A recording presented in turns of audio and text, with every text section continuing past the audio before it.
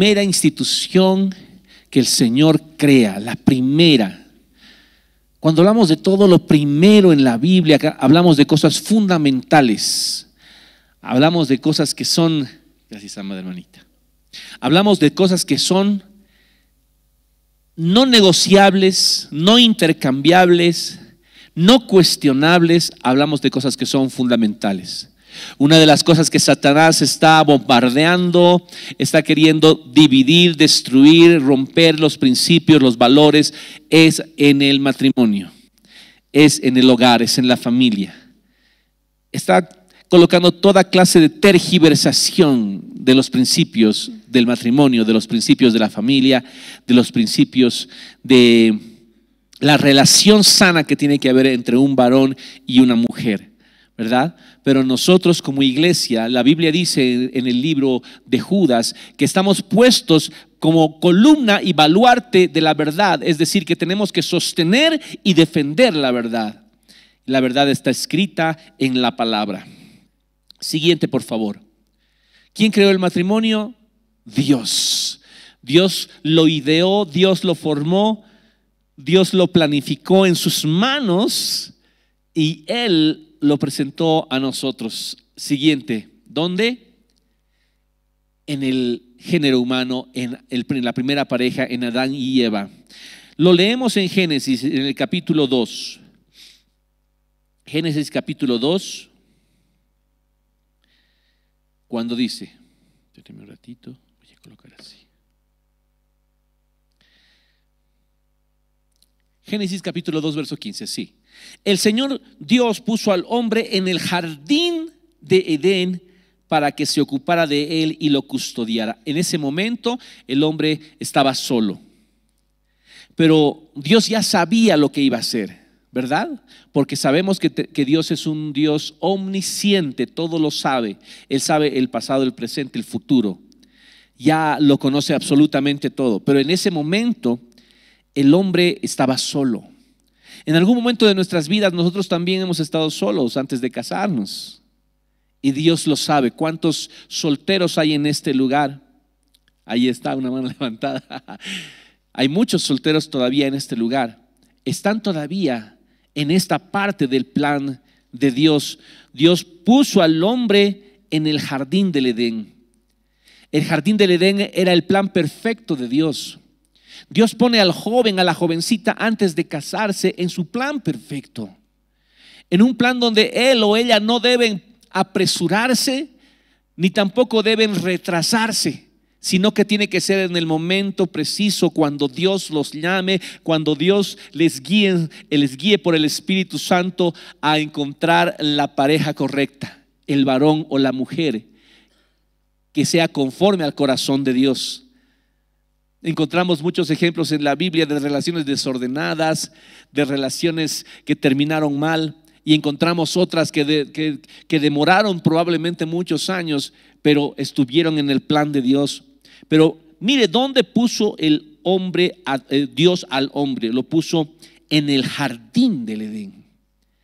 Ese jardín es la voluntad de Dios. Ese jardín es el reino de Dios para nosotros. Ese jardín es la vida de fe en la cual tiene que desenvolverse el joven o la jovencita antes de casarse. Amén.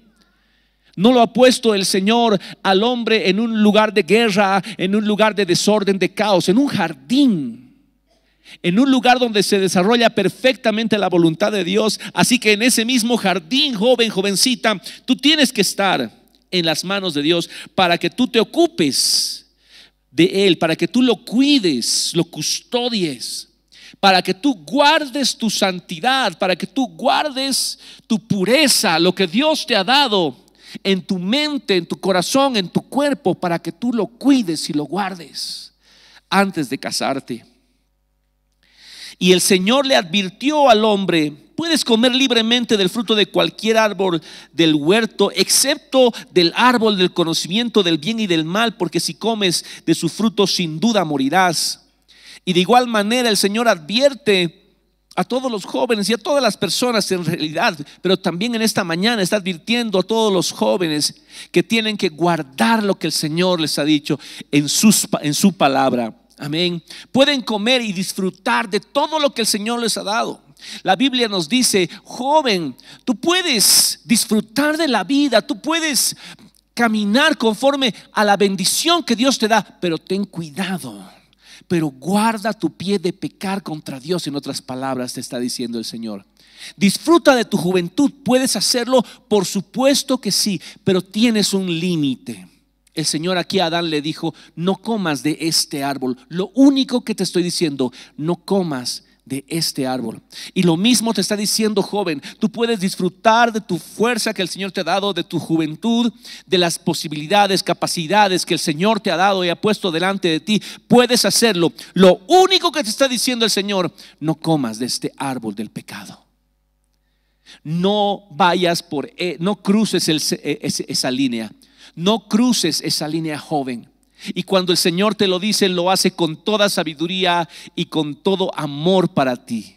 No es porque el Señor no quiere que tú disfrutes, no quieres que tú conozcas eso, sino porque Dios te ama y sabe lo que es mejor para ti. Recuérdalo, joven. Si Dios te da una palabra, esa es la palabra para tu vida. Esa es la palabra que te va a hacer bien.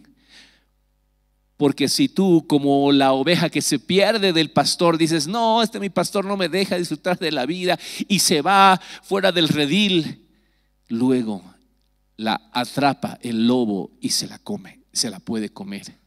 Pero ahí está el Señor que nos rescata también, ¿verdad? Ahí está el Señor que nos vuelve al redil.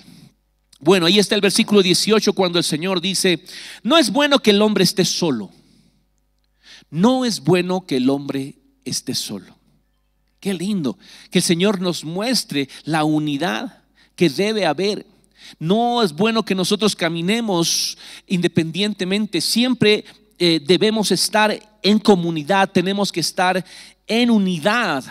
Eso es lo que el Señor nos muestra siempre en su palabra, porque Él es tres en uno. Dios es espíritu, alma, Dios Padre, Dios Hijo, Dios Espíritu, en un solo Dios.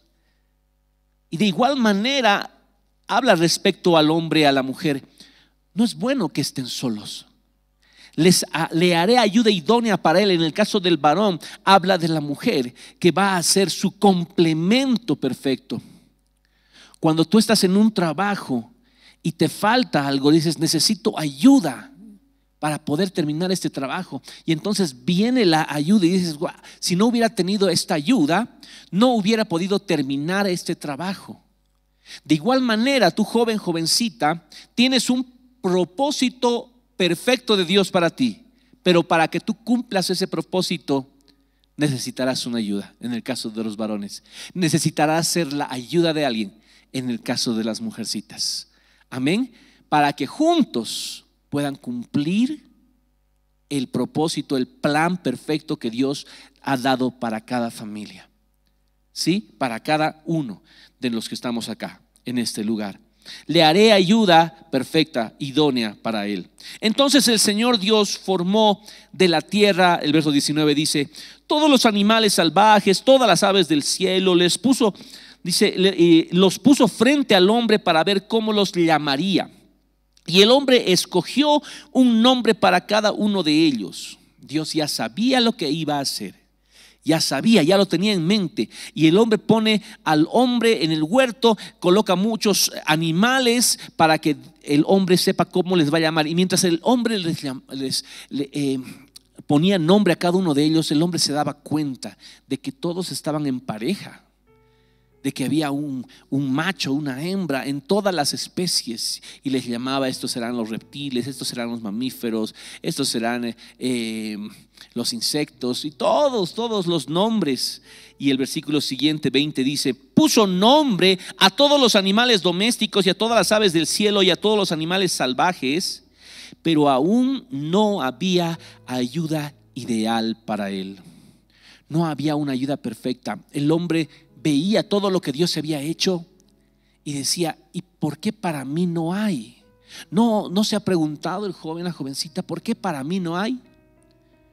¿Por qué no hay? Si yo veo a mi alrededor y todos están en pareja. A veces eso es lo primero que viene a la mente del joven, ¿no? Cuando ya llega a cierta edad y se preocupa Y dice, ¿será que nunca voy a conseguir esposo, esposa? ¿Será que nunca va a llegar mi complemento, mi ayuda?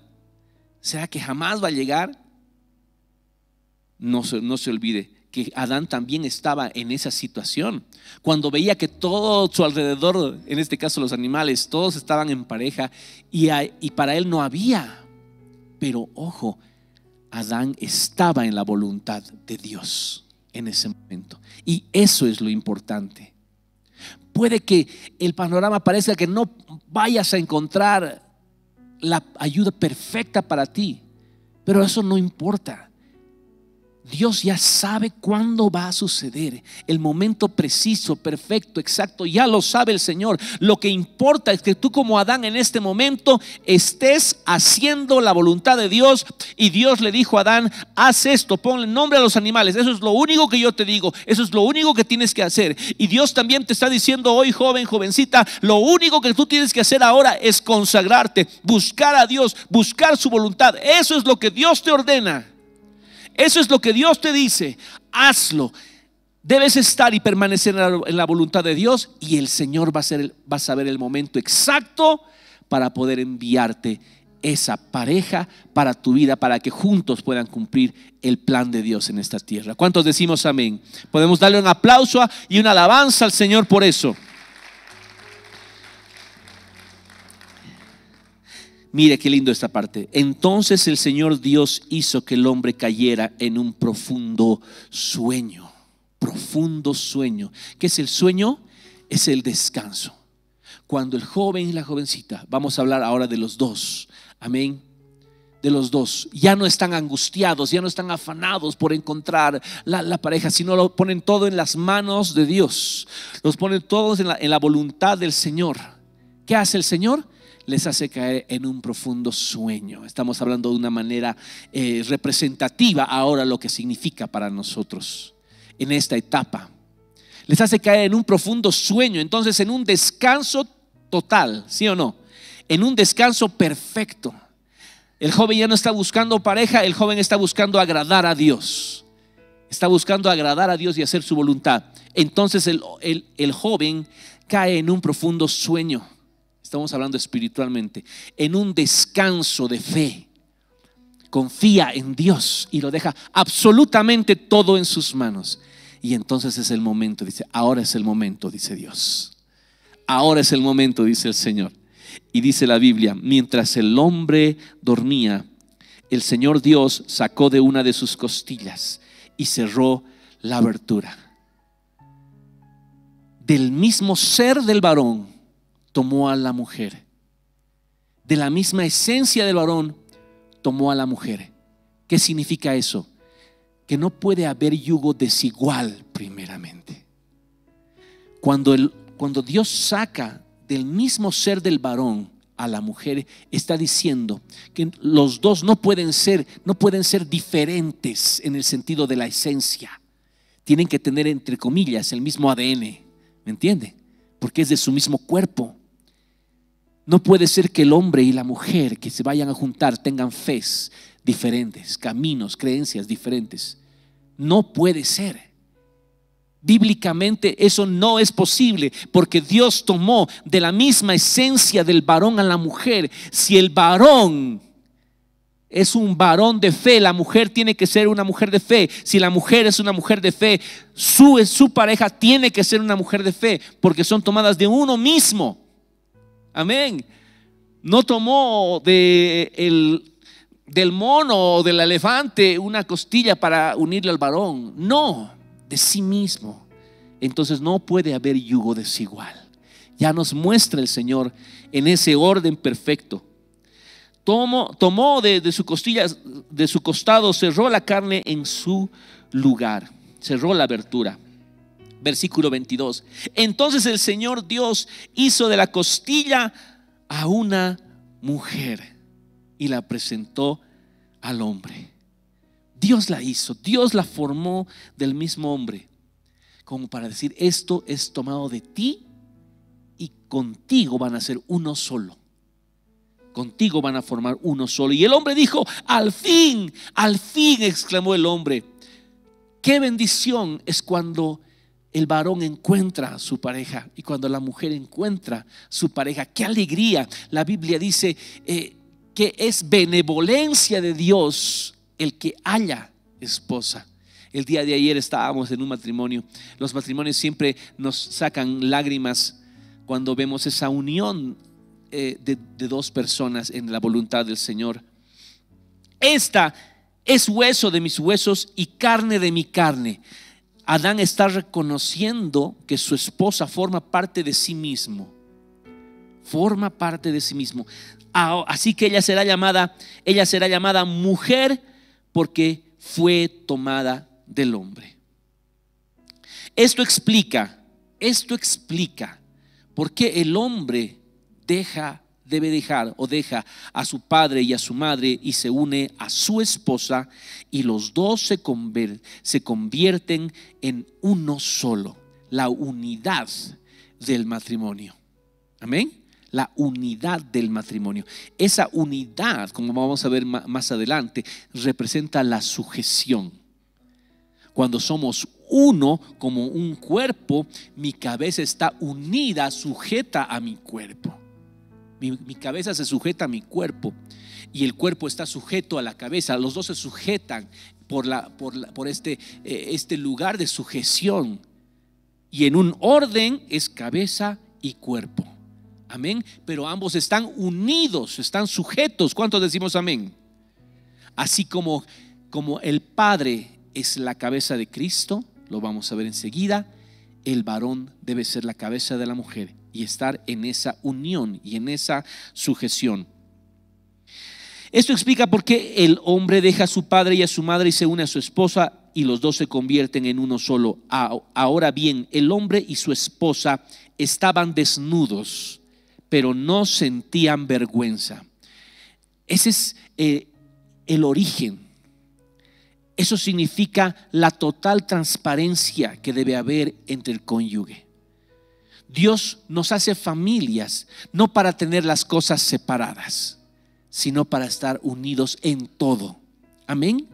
No para guardarnos secretos, sino para ser transparentes y estar desnudos delante de nuestra esposa y de nuestro esposo, contarle todas las cosas, los traumas que tenemos. Cuando recién nos casamos nos enteramos de muchas cosas y el esposo, la esposa te cuenta: realmente no te había contado esto, pero esto me han hecho en mi infancia, esto me ha pasado y tengo estos traumas. Por eso es que no me gusta apagar la luz en la noche antes de dormirnos. Yo quiero dormir con la luz encendida. No, se va a apagar. No puede ser así. El varón, por ejemplo, si su esposa le dice eso, ¿verdad? Si su esposa le dice: tengo este problema, este trauma de mi infancia y por eso no apago la luz, ¿qué va a hacer el esposo? Tiene que entenderla, tiene que orar por ella, trabajar en su corazón para que ella encuentre sanidad. Y eso no solamente pasó en mi matrimonio, yo estoy seguro que en muchos de los matrimonios que están acá, o si no es en todos, hay esa situación de que cuando dormimos ya en la misma cama, ahí es donde salen las cosas. Porque cuando somos novios, cuando estamos de novias, entonces no salen las cosas feas. En general, no siempre, pero en general es así. No se cuentan esas escenas oscuras del pasado. Pero cuando ya te toca vivir las 24 horas del día en adelante, salen esas cosas. Y ahí es donde tiene que haber esa relación de comunicación para que haya sanidad en el matrimonio, ¿verdad? Así tiene que ser. Eso es lo que Dios nos muestra. Siguiente, por favor. Eso fue antes de la caída. Después de la caída, Génesis 3:14. Entonces el Señor Dios le dijo a la serpiente: por lo que has hecho eres maldita. O sea, ya habla de que la maldición, antes estaba la voluntad de Dios, la bendición. Después de la caída del hombre del pecado entra la maldición. Eres maldita más que todos los animales, tanto domésticos como salvajes. O sea, será esa bestia maldita que tiene el propósito de destruir la familia. Ese ser perverso, demoníaco, que muchas veces nosotros mismos le permitimos entrar en nuestra casa cuando quitamos el habla a nuestro cónyuge, cuando quitamos el habla a nuestros hijos, cuando se rompe la comunicación o cuando nosotros somos desleales con nuestro pensamiento. Por ejemplo, este animal salvaje y perverso debe estar fuera de nuestro hogar, no debe estar dentro de nuestro hogar. Va a estar buscando cómo entrar, pero depende de nosotros que no le demos lugar al diablo. Y una de las formas para no darle lugar al diablo es no dormirnos enojados. Amén. Tal vez puede que tu cónyuge esté molesto, pero y sea en ese momento, no sea en ese momento un momento perfecto para poder hablar cuando los ánimos están caldeados, pero al menos en tu corazón di: Señor, te lo entrego, yo lo perdono, yo la perdono. Por lo menos en tu corazón duerme en paz. Amén. Ya después, cuando los ánimos estén más calmados, se hablará, porque eso hacíamos nosotros con mi esposa los primeros años. Y decimos: no nos vamos a dormir si no hablamos, y estamos 2 de la mañana y todavía peleando, ¿no? Ay, no, vamos a pelear, no. Mañana tengo que trabajar, ¿no? Pero a veces es mejor decir: ok, vamos a dormir, mañana con más calma vamos a hablar. Pero por lo menos antes de dormir, en tu corazón debes decir: ya, yo le perdono, Señor, lo dejo en tus manos. Y duermo tranquilo. No duermo con el enojo, no duermo con la ira, con la rabia.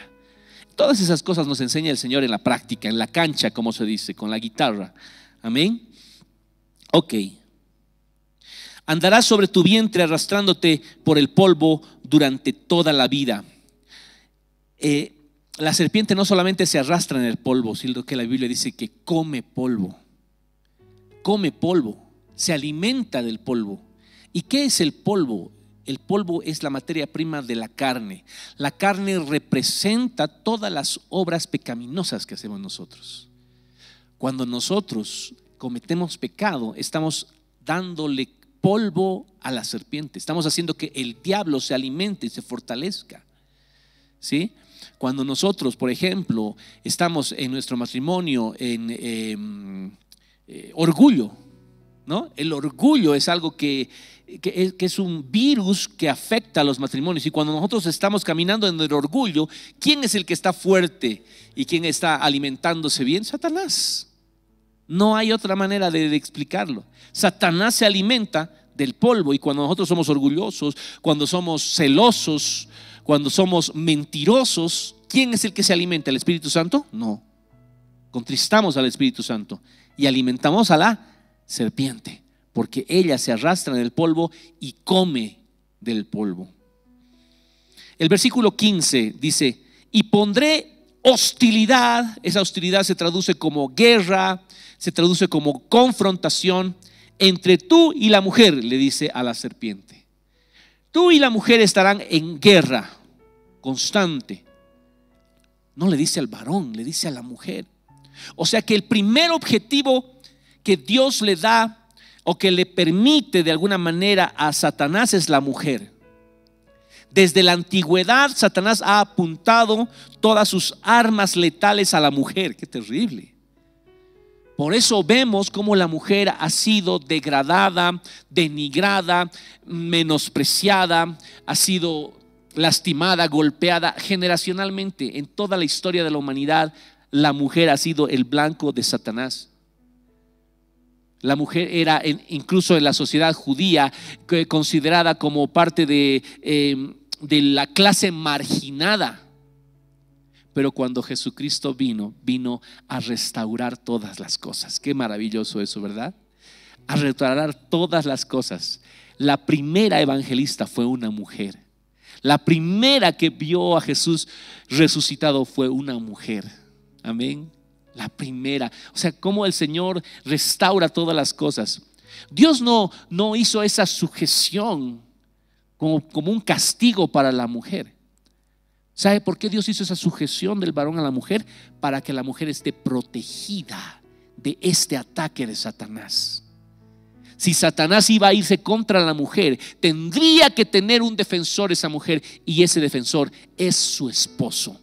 Así como Jesucristo defiende a su iglesia, el esposo tiene la obligación de defender a la mujer, a su esposa. Tiene la obligación de interponerse en esos dardos que le va a lanzar Satanás a su esposa, y tiene que decir: no, tú quieres meterte con tu esposa, no solamente te vas a meter conmigo primero, sino con mi papá, con mi Dios, y tú no puedes tocar a mi esposa.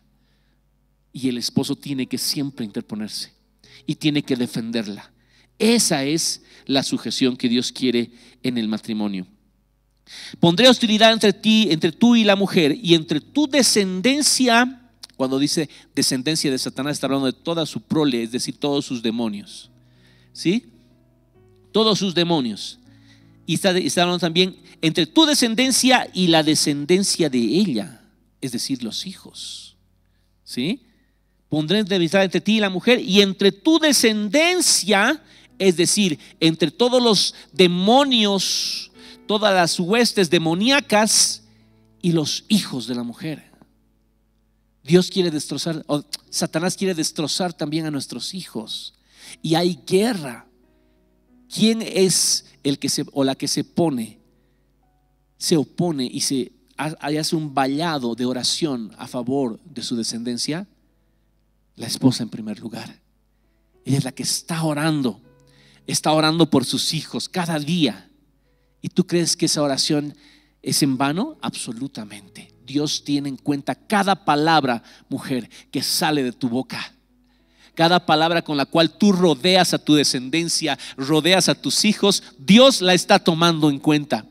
Dios está mandando ángeles para proteger a tus hijos. Cada momento, cada día, por tus oraciones, por tu fe, amada mujer, Dios está escuchando esas palabras y está mandando a sus servidores para proteger a tus hijos, a tus hijas. Ten la seguridad de eso. Aplaude a Dios por eso. Aplaude al Señor por eso. Pondré hostilidad entre tu descendencia y la descendencia de ella. Su descendiente, habla de una persona. Su descendiente te golpeará en la cabeza y tú le golpearás en el talón. Y aquí se da el punto de inflexión, es decir, el cambio de sentido. El momento en que el del descendiente de la mujer, es decir, el Mesías Salvador, Jesucristo el Señor, nacido de una mujer y una mujer virgen, no contaminado por el pecado, de ese descendiente Jesucristo vendría la libertad de esa maldición. Tu descendiente o su descendiente te golpeará en la cabeza, te quitará la autoridad, porque cabeza significa autoridad. Te golpeará en la cabeza, pero también Dios le permitió a la serpiente golpearle en el talón a ese descendiente. El talón es el lugar que está conectado con la tierra, ¿verdad? Eso significa que sería golpeado en su humanidad. Humanidad, humano significa humu, viene del término humu, que significa tierra, de la tierra. Jesucristo se hizo carne como nosotros y fue golpeado en su humanidad, fue crucificado. Tuvo que ser crucificado porque aquí estaba escrito, esa era la voluntad perfecta del Padre. Y Jesucristo se ofreció, dijo: yo voy a dar mi vida, yo voy a llegar a ese extremo de sufrimiento, porque amo a estas personas, a cada uno de nosotros. Dios nos ama. Qué maravilloso es el Señor por eso. Gracias, Padre, te alabamos por eso, Señor.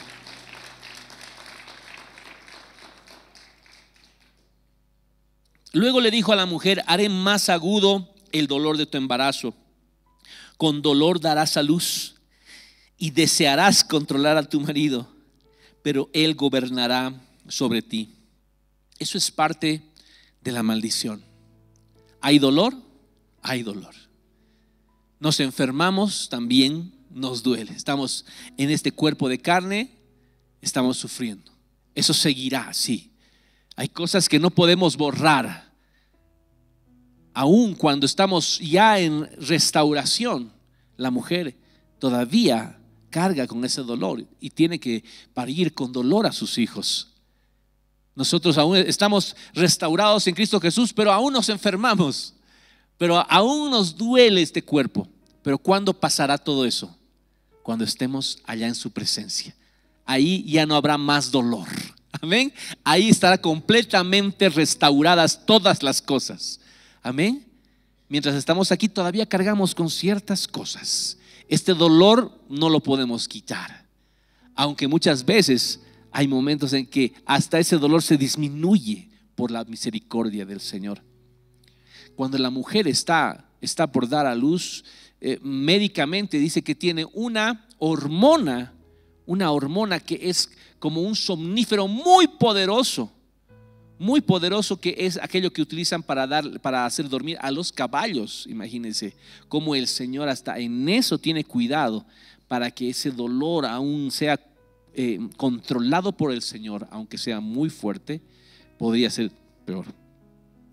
Pero dice: y desearás controlar a tu marido, pero él gobernará sobre ti. Esto me hace recuerdo a la batalla eterna que podríamos tener entre el varón y la mujer, entre el esposo y la esposa, que ambos quieren controlarse, que la esposa quiere controlar al esposo, pero el esposo luego termina controlando a la esposa. En algunos casos no, hay una batalla, hay una guerra, pero no se olvide que esa batalla y esa guerra que se ve en el mundo es parte de la maldición, es parte del juicio por el pecado. Pero cuando nosotros somos restaurados, eso tiene que cambiar.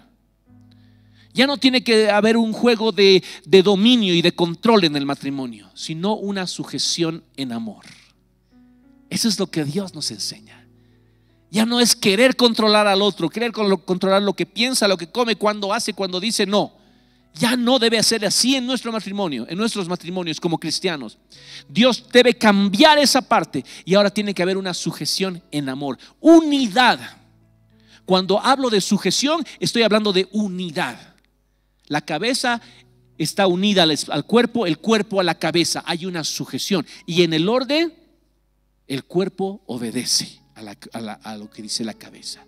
Entonces hay unidad y hay orden. Dios en todas las cosas ha hecho y ha reflejado ese orden. Siguiente, por favor. La restauración del modelo perfecto. Tenemos todavía 5 o 10 minutitos más para terminar. Hechos capítulo 20. Entonces de la presencia del Señor vendrán tiempos de refrigerio. Qué maravilla, qué promesa más grande. Van a venir tiempos de refrigerio, dice. Y Él les enviará nuevamente a Jesús. Qué lindo, el Mesías designado para ustedes. Pues Él debe permanecer en el cielo hasta el tiempo de la restauración de todas las cosas. He subrayado o he resaltado ahí la restauración de todas las cosas. Y el matrimonio es la primera cosa que tiene que restaurarse, pues que es la primera cosa que se instauró, ¿verdad? La primera cosa que se instituyó, que se instauró, fue el matrimonio. Y la primera cosa que tiene que restaurarse es el matrimonio.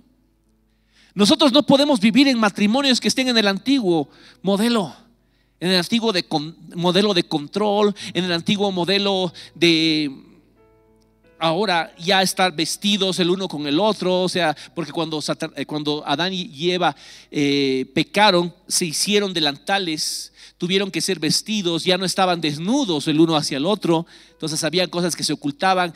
Separación de bienes, por ejemplo, representa eso. Ya no debemos estar en ese tema de que aquí el que manda soy yo. No es así. El que el varón quiere hacerse servir, no, porque el Señor nos enseña que el que quiera ser el mayor tiene que ser el servidor de todos.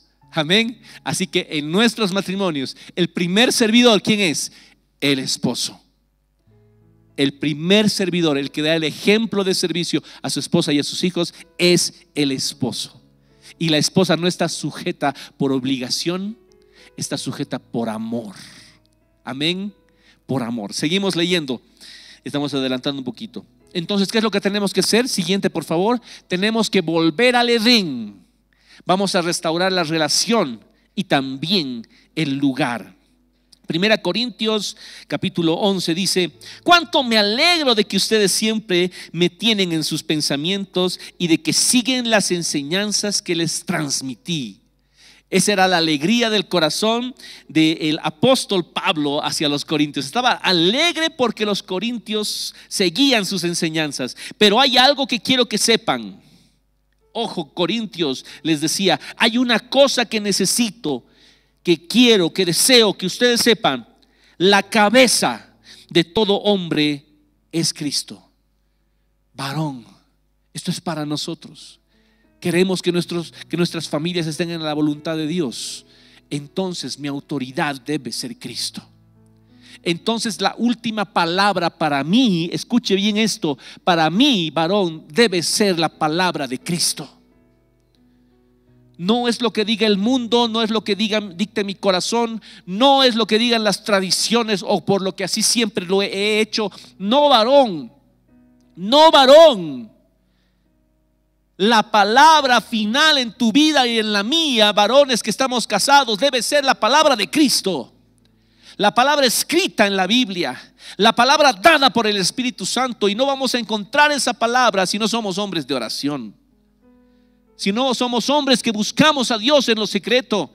Porque ahí en lo secreto el Señor te ha de hacer comprender sabiduría de la palabra de Dios, para que sepas cuál es esa dirección que tiene para cada decisión que debemos tomar. La cabeza del varón es Cristo. La cabeza de la mujer es el hombre en el matrimonio, en la familia. La cabeza de la mujer es el hombre.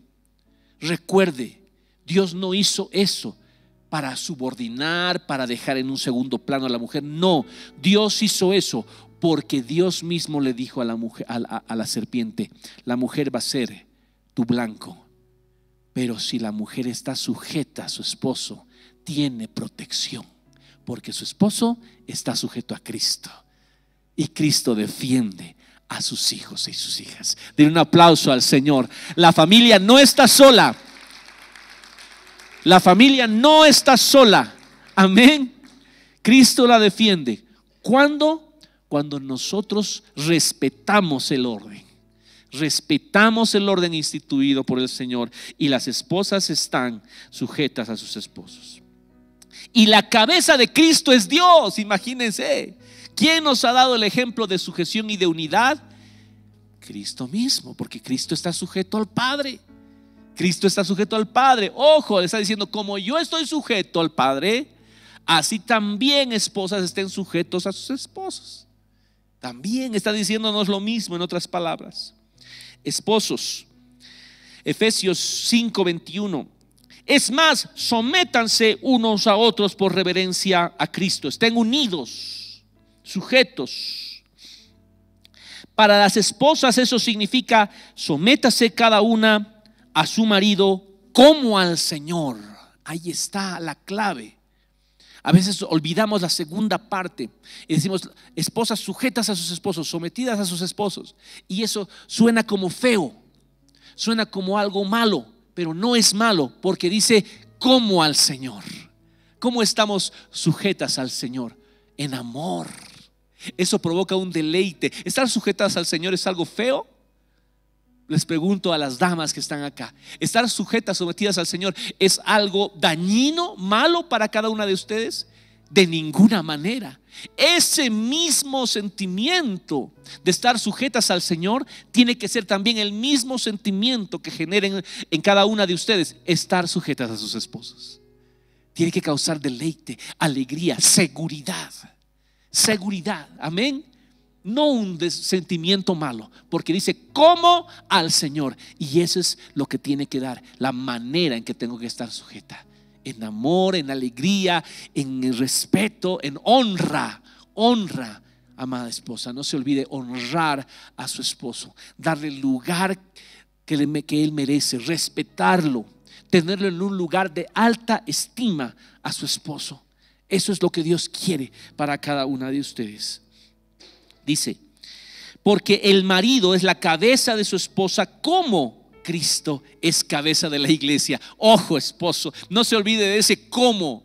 No se quede solamente en que yo soy la cabeza y yo soy la cabeza. Dice cómo Cristo es la cabeza de la iglesia. Usted mira a Cristo cómo ama a la iglesia. Usted mira a Cristo cómo se ofrece por la iglesia y mira todo lo que Él hace por su iglesia. Hacemos lo mismo por nuestra esposa.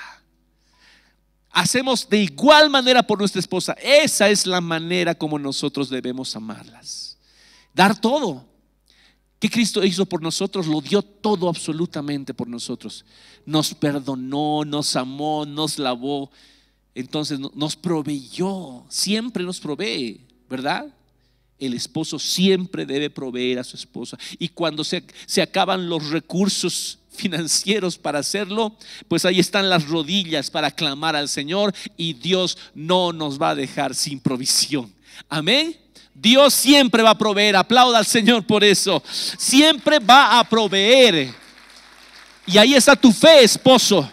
Ahí está tu fe.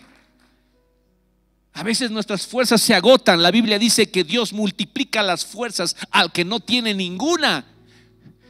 Cuando tus fuerzas se agoten, esposo, cuando tus recursos financieros se agoten para poder cumplir con tus responsabilidades con tu hogar, ve donde aquel que tiene recursos ilimitados y fuerza ilimitada, y Él te fortalecerá, y Él te enviará del cielo ayuda oportuna y socorro, dice el Señor. Amén. Cristo es la cabeza de la iglesia. Él es su Salvador. Perdón, Él es el Salvador de su cuerpo, que es la iglesia. Salvador en este caso viene como que el que provee, el que sustenta, el que cuida. Entonces el esposo tiene que sustentar a la esposa y tiene que cuidar a su esposa. Yo tengo que estar siempre pendiente de dónde está mi esposa. Tengo que estar pendiente de que esté segura. Tengo que estar pendiente de ella, de que sea guardada y cuidada. ¿Cuántos decimos amén? Dos más adelante, por favor, vamos a irnos a padres e hijos. Malaquías capítulo 4.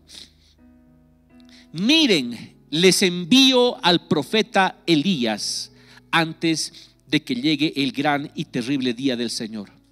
Sus predicaciones harán volver el corazón de los padres hacia los hijos. La Biblia nos enseña de que Juan el Bautista era ese Elías que había de venir. Jesús lo dijo. Juan el Bautista era ese Elías que había de venir. ¿Qué decía Juan el Bautista? Arrepiéntanse porque el reino de los cielos se ha acercado. Amén. Juan el Bautista fue llamado a enderezar el camino, a preparar el camino del Señor. Y dice la Biblia que Él haría volver el corazón de los padres a los hijos y el corazón de los hijos a los padres. Si no hay eso, hay maldición.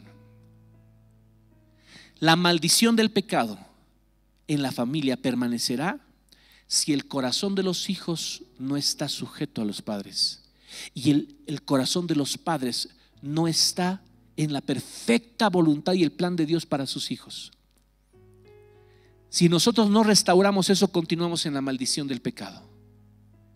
Pero si nosotros sanamos esa relación de padres e hijos, medita un momento en cómo está tu relación con tus padres. ¿Les cuentas tus cosas? ¿Oras por tus hijos?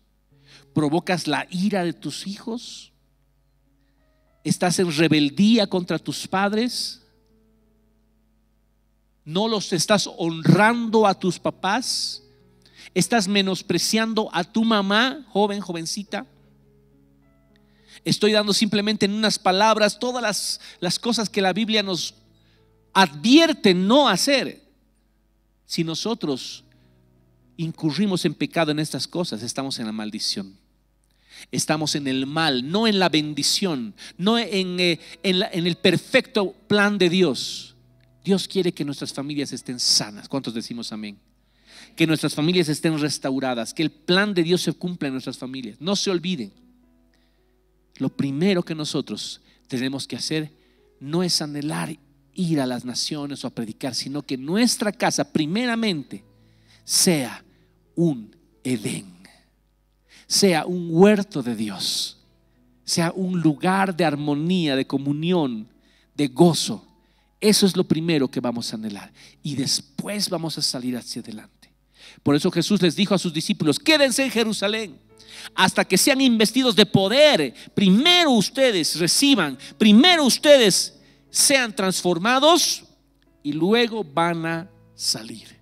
La transformación en el creyente, ¿dónde comienza? ¿En el exterior o en el interior?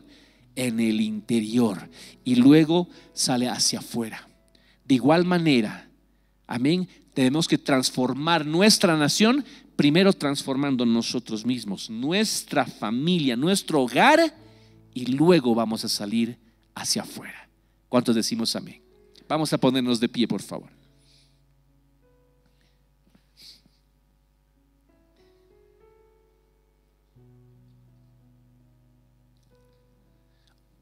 Ore conmigo con todo su corazón. Amado Padre, queremos darte gracias por enviar esta palabra a nuestras familias, a nuestros hogares, por hablarnos con tu espíritu de la forma como debemos proceder, caminar como esposos, como hijos, como jóvenes, como padres, para que se restaure nuestro matrimonio, nuestra familia, nuestro hogar. Gracias por hablarnos en este día, por enviar tu palabra, porque la recibimos del cielo. No la recibimos de hombre, la recibimos del cielo, la recibimos de tu trono, Señor. En este día te damos nuestros corazones. Decide entregarle tu corazón al Señor. Decide entregarle el control de tu vida al Señor. La Biblia dice que de tu corazón emana la vida. Decide entregarle tu corazón al Señor. Dile: Señor, mi corazón te lo entrego hoy. Enamórame.